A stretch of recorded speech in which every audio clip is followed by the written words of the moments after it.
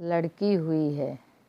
2 दिन तो हुए थे माँ को घर आए और सुबह सुबह ही माँ अपना सामान पैक करके वापस जाने की तैयारी कर रही थी। ऐसे ही तो ना आई थी माँ बेटे के घर। आने का कारण भी कुछ खास था। बहू की डिलीवरी हुई थी और दादी बनने का नसीब मिला था माँ को। माँ दौड़ी दौड़ी खुशी खुशी अपने कॉलेज से छुट्टियाँ लेकर आई थी अपने पोते का मुंह देखने के लिए। एक बड़े कॉलेज में लेक्चरर होने के बावजूद माँ की सोच अभी भी ऑर्थोडॉक्स टाइप की थी, जो पहले से यह सोच कर बैठी थी कि पोता होगा तो अच्छा होगा। माँ के अरमानों पर तब पानी फिर गया जब बहू ने बेटे को नहीं बेटी को जन्म दिया। हालांकि माँ यह सब अपने चेहरे पर दिखाना नहीं चाहती थी, लेकिन उनका बर्ताव सारी बातें बयां कर रहा था। माँ को वापस जाने की तैयारी करता देख बेटा माँ के पास आया और माँ से बोला, माँ 2 दिन तो हुए हैं तुम्हें आने को और तुम जाने की तैयारी कर रही हो। बेटा तुम तो जानते ही हो कॉलेज फिर से शुरू हो गया है। तुम्हारे पापा और मेरे लेक्चर फिर से शुरू करने पड़ेंगे। ज़्यादा छुट्टियाँ भी तो नहीं थी।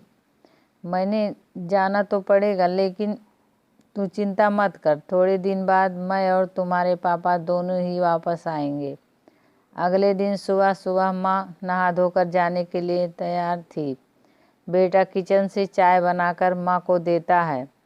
माँ बेटे को बहू और पोती के बारे में पूछती है। बेटा कहता है दोनों सो रहे हैं। बेटी से कहती है, खुशी की बात है बेटा, तेरे यहाँ लक्ष्मी ने जन्म लिया है, लेकिन मेरी मानो तो अब तुम और बहू मिलकर एक और बच्चा प्लान कर लो ताकि तेरी फैमिली पूरी हो जाए।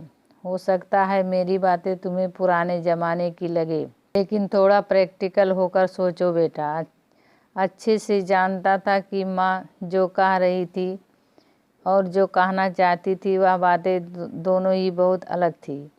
बेटे ने अपने जेब से अपना मोबाइल फ़ोन निकाला और उसमें से कई मैसेज माँ को दिखाए और बोला, देखो माँ, तुम्हारी बात तुमसे पहले या दर्जनों लोग मुझे मैसेज कर चुके हैं। हर कोई डायरेक्टली या इनडायरेक्टली मुझे यही कहने की कोशिश कर रहा था कि बेटा होता तो अच्छा होता, या फिर आगे बेटा के लिए ट्राई करो। माँ तुम चाहे मुझे जो भी समझाने की कोशिश करो, लेकिन मैं यही कहूँगा कि तुम और पापा दोनों ही अभी भी पुराने सोच को पकड़े हुए हो। ऐसा मुझे इसलिए कहना पड़ रहा है क्योंकि अगर मेरा बेटा हुआ होता तो आप इतनी जल्दी जाने की तैयारी ना कर रही होती और उसे अपने हाथों में लेकर यहाँ से वहाँ खिला रही होती और पापा भी यहाँ पर होते। 21वीं सदी में जी रहे हैं हम, फिर भी ऐसी मान्यताएं और आप दोनों से मुझे यह उम्मीद ना थी। आप हजारों बच्चों को लेक्चर देते हो और खुद इस तरह के विचार रखते हो।